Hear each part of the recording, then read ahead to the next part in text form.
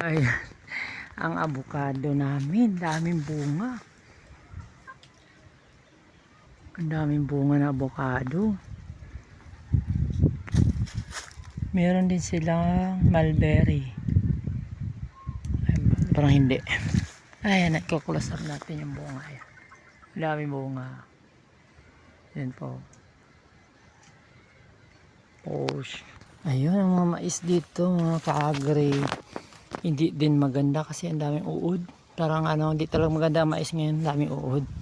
Pero yung ampalaya, so pag nasa probinsya ka, magagawa mo to. Ang ganda ng trailings nila, oh. Diba?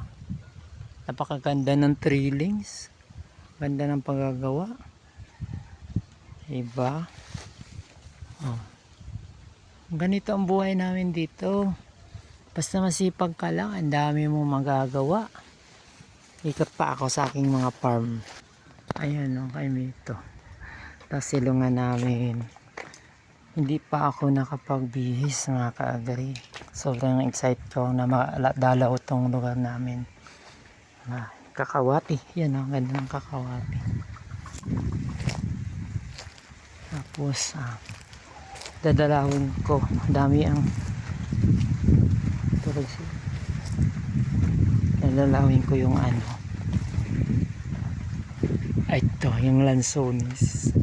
Yung akalain mo nabubuhay ang lansones dito sa aming bundok. Kasi ang lansones Kapatagan, ang ganda ng bahay ng kapatid ko.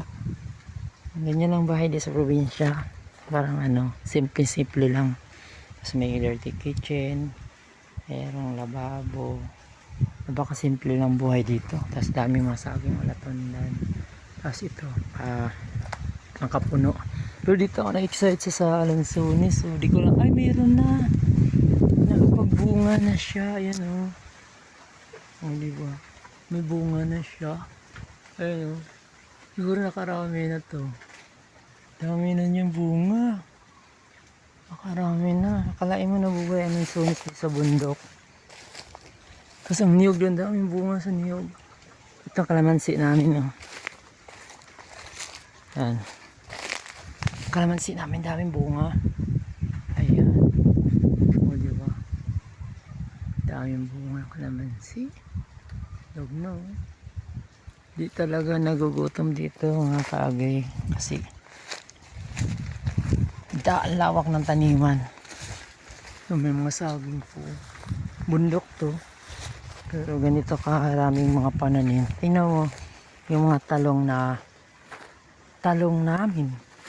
Di ko sure kung ito yung aking binablog ng sinishare ng nakaraan na stripe. Sana stripe to kasi kukuha tayo ng binhi. Ayan, meron niya stripe to. Excited ako, stripe. Yan, stripe na. Diba, stripe. Diba, kukuha ko ng bunga. Meron tayong binhi. Ay, wala. Paano ko ito mabinhi? Butas-butas.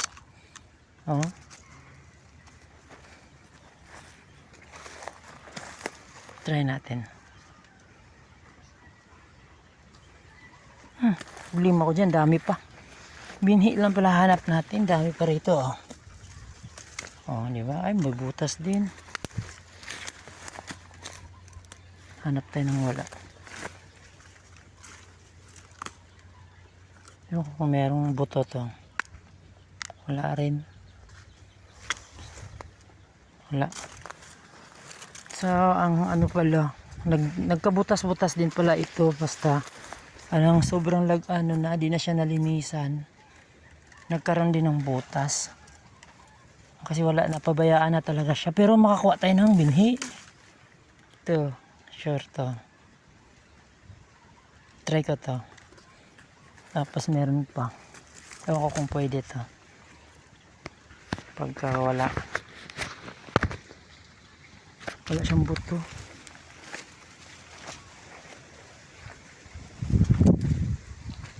Ako, mahirapan tayo kung binhi.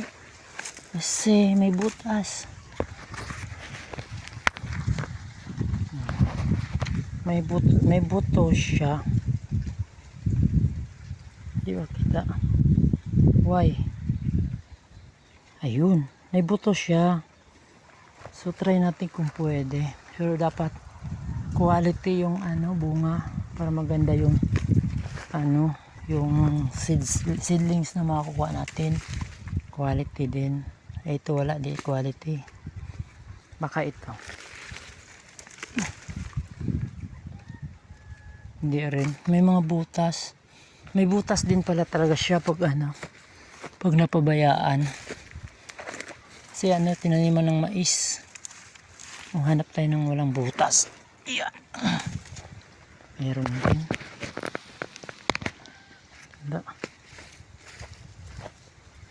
May butas din talaga siya pag hindi nalinisan. Yung mga ngati ako na ito. Ala. Meron siya. Pwede natin ito tiyagain. Kukuha tayo ng buto.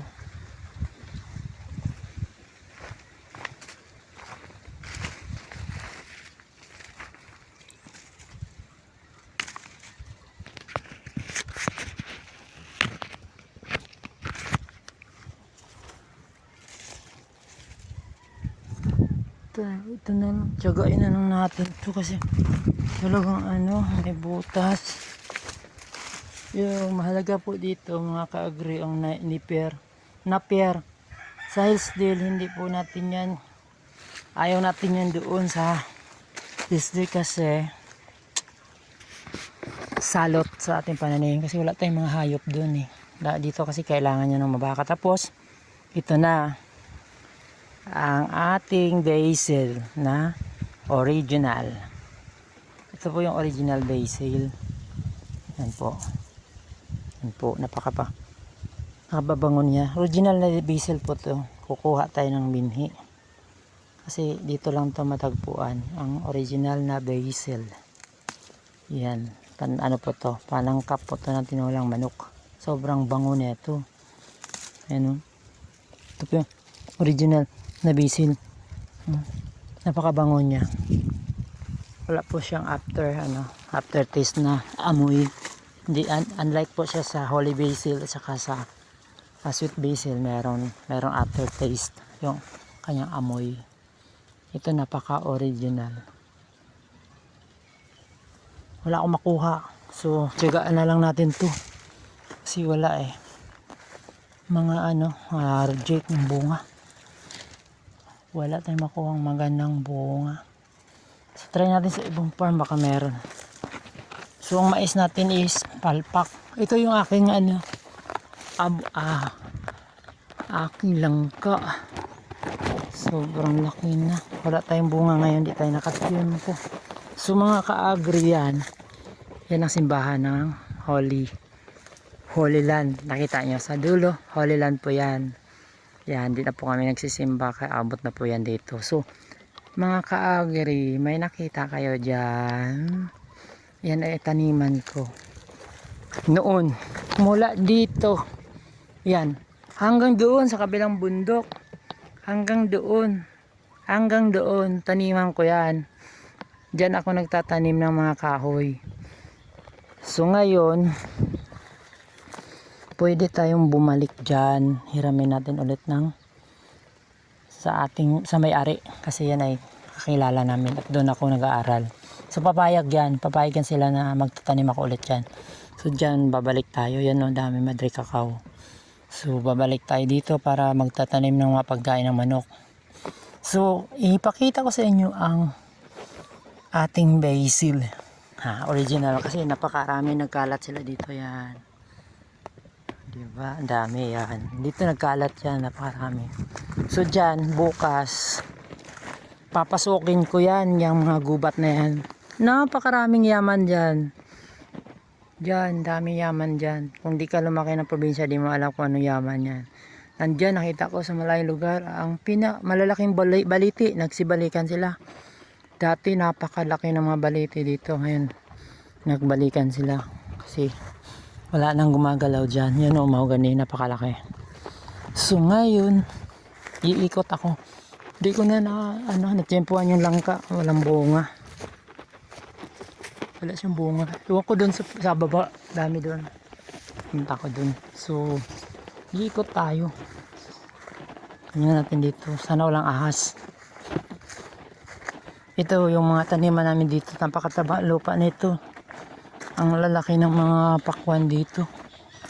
Ayun na dinarasa ito. So yan po. Parang labnog. So nabasa ko sa YouTube ang labnog ay mga gamot. So gamot pala yan. Dito wala. Parang salot na din sa taniman. Diyan. Share ko lang sa inyo mga kaagriyan ng bahay ng kapatid ko. Yung lalaki. Diyan sila unang nagbabahay. Ngayon nung nagkaroon sila ng lote doon sa highway, doon na sila lumipat. Meron dyan nagparamdam. May bata dyan. Marami nang nakapansin dyan na may bata dyan naglalaro. So wala tayong magawa. Gunyos to nilang tirahan yan. Mamaya lalapitan natin. Ikot lang. Sana wala akong magip sa camera. May kemito dyan. Yun, niyog, dami oh. So, niyog lang oh. Ang dami niyog oh. Oh, di ba? Di ka magugutom dito. Yan. Itong mga taniman na to. Ang gaganda ng mga kamatis dito. Super. Ang ganda ng mga siling ano dito. Bell pepper. Yun naman, lalaki ng kahoy dyan. Oh, natumba lang. Ay, patay na. Mahogany. Dito yung kambing nakatali. Ayan, kukunin lang yan pagdating buntis yan. Mimi! Mi! Laki ng didi mo ah. Ay, niyog kong daw ang bungo. Ganyan kayaman dito sa amin mga ka-agri. Napakayaman ng lugar namin ng sa agrikultura. Ito napakagandang lupa to. Taniman to ng mga kamatis, sibuyas. Itong lugar na to. Super. Ayan mga baka. Ay, bibi cow. Dami mga ganito no. Tanim ko yan. Yan, buong, yan, lahat na yan. Galing yan sa aking pananim na datangay ng hangin. Kung saan siya tinangay, doon siya natutubo. Diyan, yung lupain pa namin to. Hanggang doon sa baba. Doon, di namin malapitan kasi gubat. Taniman namin yan. Ito, taniman namin na sibuyas to. Yan, mga aratilis. Ay, kamatsili. Gamot yan. Yan o, nagsilaki ang mahogany dyan. Grabe. So, ito yung baka ng kapatid ko. Ay, may bibi na siya. Lalaki na. Napakayaman ng lugar namin. So, antayin ko na lang yung bayad ng kumpanya. At dito na ako mag-farm. Napakayaman. Napakayaman ng lugar natin. Nung Yolanda, nakwento ko lang yung Yolanda. Grabe ang hangin doon. Halos mauubos ang niyog dito. Ayan. Kaya pala tumuklap yan. Niyog yan, tumuklap. Diba? Niyog yan, tumuklap yan sa tinumba ng Yolanda. Yan, gubat na yan dyan. Taniman namin yan. Hanggang doon sa kabilang mundo. Paulit-ulit ang magsabi kasi yan ay totoo. Bilik ako. Lalaki ng baka nila. Nilalagyan nila ng sako yung dibdib kasi yan, no? Nagsusugat. Yan ay laging natatama sa lupa. Ayan, napakayaman ng mga tao dito. Yan mga bahay nila, napakalalaki. Tsaka dito sa gana tayo sa tayo ng baka. Aba, kunin ko to bukas. Magtatanim ako ng mga taniman na puno ano. So ito po yung ipitan. Ito po iniipit yung kasaba. Yung dinurog na kasaba, iipitan dito. Patungan itong bato para mapiga siya. Mga 4 hours. Tining na yun, wala na yung katas. Saka yun lulutuin. So ito yung puno.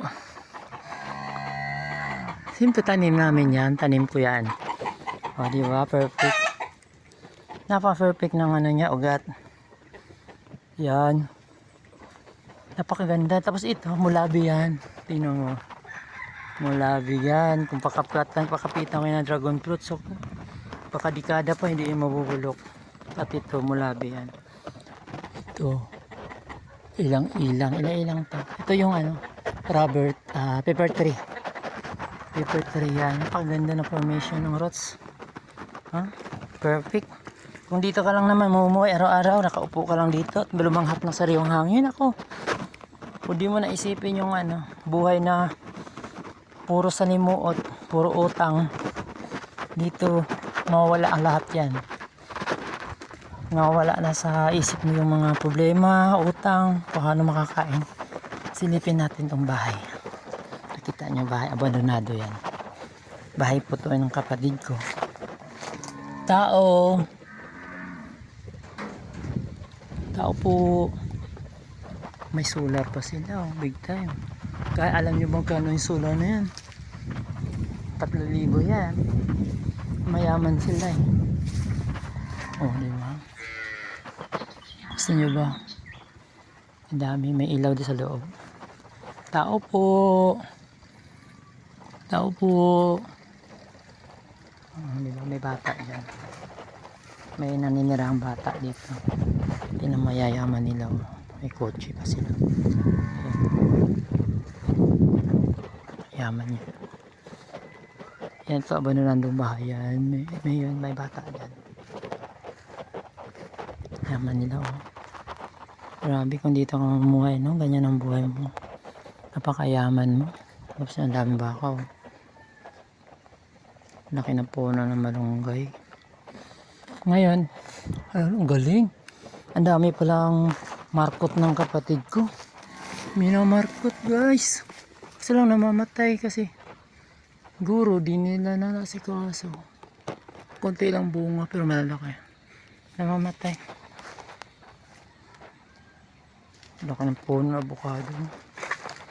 Naakyat ang nanay ko dyan kahit matanda yun. Kasi ito, CR nila. Abandonado na ang CR. Laki ng puno. Ipil-ipil. Ipil-ipil yan. Ang laki ng puno. So, that's all for today kasi ang cellphone ko talaga naka-charge lang ito. Sa airport. Hanggang ngayon di pa na-charge. So, thank you very much sa mga tiyaga manood at saka mag-follow, mas-subscribe kasi pati kayo ma-excite kayo, matutuwa kayo sa video ko dahil ito ay talagang totoo, walang mga edit to. Walang edit, hindi po to edited. Talagang totoong buhay po ito sa amin. Napakayaman po ng agrikultura. Ang tae ng baka yan. Pag iniipon mo yan, napakagandang pataba yan. Ang niyog dito, di na pinapansin. No? Pero, daming bunga, tuyo na. So that's all for today. Bye bye.